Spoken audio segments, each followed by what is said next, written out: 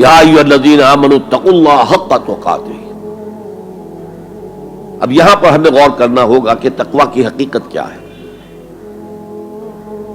اگرچہ ہم آیت البر کے آخر میں پڑھ چکے ہیں اولئک الذین صدقوا واولئک هم المتقون، وہاں پر وہ ایک ہیولہ، ایک شخصیت، ایک کردار وہ ہمارے سامنے آ چکا ہے، متقی کون ہوتا ہے۔ لیکن یہ موقع مناسب ہے کہ یہ لفظی معنی اس کے کیا ہے۔ عام طور پر جو ترجمہ کیا جاتا ہے اللہ سے ڈرو، یہ اچھا ترجمہ نہیں ہے، اور چونکہ اکثر و بیشتر لوگوں نے یہی ترجمہ کیا اور قرآن میں بار بار آتا ہے اتقوا اللہ اتقوا اللہ اتقوا اللہ، تو عیسائیوں کو یہ کہنے کا موقع ملا کہ قرآن زیادہ اللہ کے خوف پر زور دیتا ہے، جبکہ مسیح نے اور جو بائبل ہے وہ اللہ کی محبت پر زور دیتی ہے، کہ اعتراض کرنے کا انہیں موقع مل گیا۔ خوف کا لفظ قرآن کا خود عربی زبان کا لفظ ہے، قرآن مجید میں بھی آیا ہے فَلَا تَخَافُوهُمْ وَخَافُونِي، تم ان سے نہ ڈرو، اپنے دشمنوں سے نہ ڈرو، مجھ سے ڈرو۔ خوف کا لفظ بھی ہے۔ يَخَافُونَ يَوْمًا تَتَقَلَّبُ فِيهِ الْقُلُوبُ وَالْأَبْصَارُ، وہ ڈرتے رہتے ہیں اس دن کے تصور سے جس دن کے نگاہیں اور دل الٹ جائیں گے، قیامت کا دن، حشر کا دن۔ تو خوف کا لفظ قرآن میں ہے، عربی زبان کا لفظ ہے۔ تقوی کے معنی خوف نہیں ہے، تقوی کے لفظی معنی بچنا۔ دیکھیے وقا یقی وقایتن، اسے کہتے ہیں ثلاثی مجرد، اس میں معنی ہے وقا یقی وقایتن کے کسی کو بچانا، اور آپ بڑی آسانی سے یاد رکھ سکیں گے کہ جو ہماری دعا ہے، جو سورہ بقرہ میں حج کی دعاؤں کے ضمن میں اہم ترین دعا کی حیثیت سے مذکور ہے، ربنا آتنا فی الدنیا حسنۃ وفی الآخرۃ حسنۃ وقنا عذاب النار، وقنا عذاب النار، اے اللہ ہمیں بچا آگ کے عذاب سے۔ تو وقا یقی وقایتن کے معنی ہے کسی کو بچانا۔ باب افتعال میں یہ بنا اتقا، اور واو اور تا یہ جڑ گئے، اتقا اتقا۔ اتقا معنی خود بچنا، بچنا اللہ کی نافرمانی سے، بچنا اللہ کی ناراضگی سے۔ ایک بچنا آؤٹ آف لو ہوتا ہے، out of reverence, out of respect. ایک سلیم الفطرت بیٹا چاہے گا کہ میں کوئی ایسی حرکت نہ کروں کہ میرے والد کو اس سے دکھ پہنچے، یہ بھی بچنا ہے۔ ظاہر بات ہے کہ والد کا خوف نہیں ہے اسے، یہ اس کی روش آؤٹ آف لو ہے۔ والذین آمنوا اشد حبا للہ، جو لوگ صاحب ایمان ہیں وہ شدید ترین محبت کرتے ہیں اللہ کے ساتھ۔ بلکہ ہم نے جو حقیقت جہاد کا مضمون جو ہے اس پر غور کیا، اس کے ضمن میں ایک آیت جو بڑی عظیم آیات میں سے قرآن کے، قُلْ إِنْ كَانَ آبَاؤُكُمْ وَأَبْنَاؤُكُمْ وَإِخْوَانُكُمْ وَأَزْوَاجُكُمْ وَعَشِيرَتُكُمْ وَأَمْوَالٌ اقْتَرَفْتُمُوهَا وَتِجَارَةٌ تَخْشَوْنَ كَسَادَهَا وَمَسَاكِنُ تَرْضَوْنَهَا أَحَبَّ إِلَيْكُم مِّنَ اللَّهِ وَرَسُولِهِ وَجِهَادٍ فِي سَبِيلِهِ فَتَرَبَّصُوا حَتَّىٰ يَأْتِيَ اللَّهُ بِأَمْرِهِ وَاللَّهُ لَا يَهْدِي الْقَوْمَ الْفَاسِقِينَ۔ اے نبی ان سے کہہ دیجئے کہ اے لوگو، اگر تمہیں اپنے باپ اور اپنے بیٹے اور اپنے بھائی اور اپنے زوج، مرد کے لیے بیوی، بیوی کے لیے شوہر، اور اپنے رشتہ دار اور اپنے وہ مال جو تم نے بڑے محنت سے جمع کیے ہیں، اور اپنے وہ کاروبار جن میں کساد کا، سد بازاری کا تمہیں خوف لاحق رہتا ہے، مندہ نہ ہو جائے، اور تمہارے وہ مکان جو تمہیں بہت محبوب ہیں، بہت سجایا ہے، بہت عمدہ فرنش کیا ہے، اعلیٰ ترین مکان بنایا ہے، اگر یہ 8 چیزیں زیادہ محبوب ہیں اللہ سے اور اس کے رسول سے اور اللہ کی راہ میں جہاد سے، فتربصوا، جاؤ، بیٹھے رہو، دفع ہو جاؤ، منتظر رہو، حتی یاتی اللہ بامرہ، یہاں تک کہ اللہ اپنا فیصلہ سنا دے. واللہ لا یہدی القوم الفاسقین، اللہ ایسے فاسقوں کو ہدایت نہیں دیتا.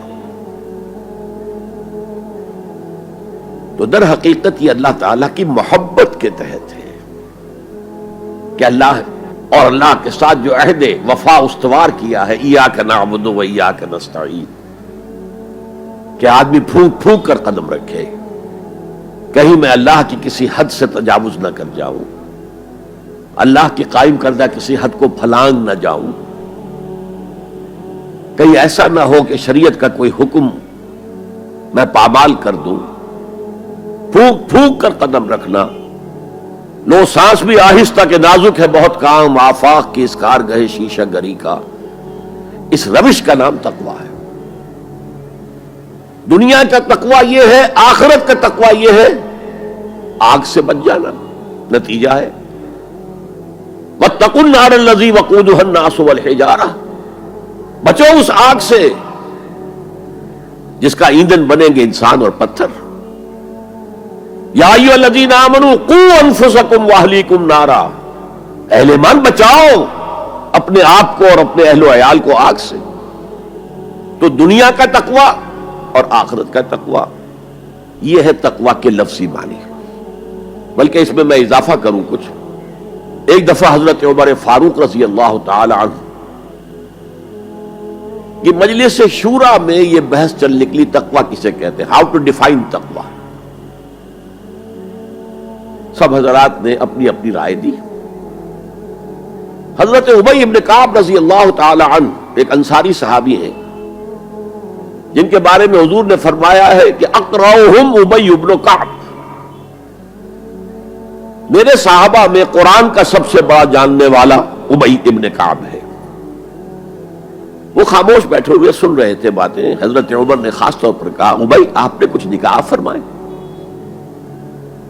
اب انہوں نے کہا کہ امیر المومنین دیکھیے اگر کبھی آپ کو کسی ایسے جنگل میں سے گزرنا پڑے جس میں کوئی پگڈنڈی نہیں ہے، بڑی اونچی اونچی گھاس ہے اور قدم قدم پر خاردار جو ہیں جھاڑیاں ہیں، تو آپ کیسے گزریں گے؟ جسے میں بار بار کہہ رہا ہوں پھونک پھونک کر قدم رکھنا. دیکھ لو کہیں اس گھاس کے اندر یہاں کوئی سانپ جو ہے وہ کنڈلی مارے بیٹھا ہو، تمہارا پاؤں سانپ پر جا پڑے، یا کسی اور موذی جانور کے بل میں پاؤں جا پڑے، یا کہیں تمہارے کپڑے جو ہے وہ کسی جھاڑی کے کانٹوں میں الجھ جائیں. بچ بچ کر نکلنا یہ تقویٰ ہے. یہ زندگی ایک سفر ہے، ہماری منزل آخرت ہے. جیسے حضور نے فرمایا انما الدنیا خلقت لکم وانتم خلقتم للآخرہ، یہ دنیا تمہارے لیے بنائی گئی ہے، تمہارے لیے برتنے کا سامان ہے، لیکن تمہیں آخرت کے لیے بنایا گیا ہے، یہ تمہارا گھر نہیں ہے. تو یہ ہے تقویٰ. اور تقویٰ کی تعلیم قرآن مجید میں اتنی شد و مد کے ساتھ آئی ہے، اتنی شد و مد کے ساتھ آئی ہے، ایک ایک آیت میں دو مرتبہ. سورۃ النساء کی پہلی آیت یا ایھا الناس اتقوا ربکم الذی خلقکم من نفس واحدۃ وخلق منها زوجها وبث منهما رجالا کثیرا ونساء واتقوا اللہ الذی تساءلون به والارحام ان اللہ کان علیکم رقیبا. ایک آیت میں دو مرتبہ تقویٰ کا حکم. اے لوگو، اے بنی آدم، اپنے اس رب کا تقویٰ اختیار کرو جس نے تمہیں ایک جان سے بنایا، اسی سے اس کا جوڑا بنایا اور ان سے کثیر تعداد میں مردوں اور عورتوں کو زمین میں پھیلا دیا. یہ 600-650 کروڑ جو انسان آج دنیا میں ہے، یہ سب کون ہے؟ آدم اور حوا کی نسل سے ہیں.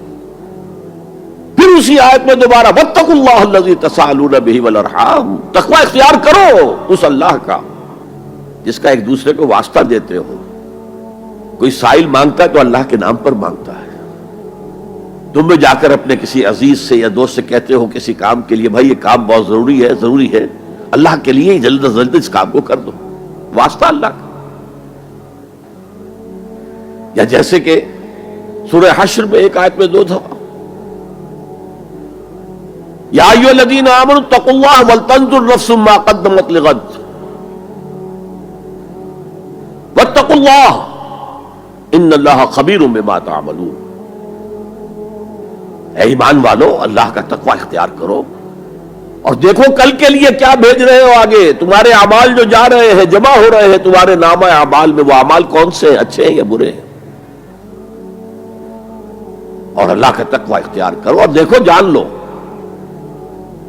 وہ تمہارے اعمال سے باخبر ہے، بے خبر نہیں ہے. تاہم یہ الفاظ جو ہے میرے نزدیک قرآن مجید میں تقوی کی تاکید کے اعتبار سے انتہائی مؤکد مقام ہے.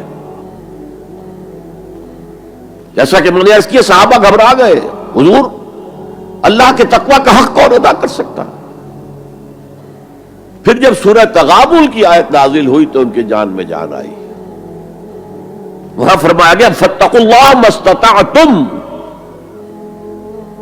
اللہ کا تقوی اختیار کرو جتنا بھی تمہارے حد استطاعت میں ہے، امکانی حد تک اللہ کا تقوی اختیار کرو. پھر جان میں جان آئی.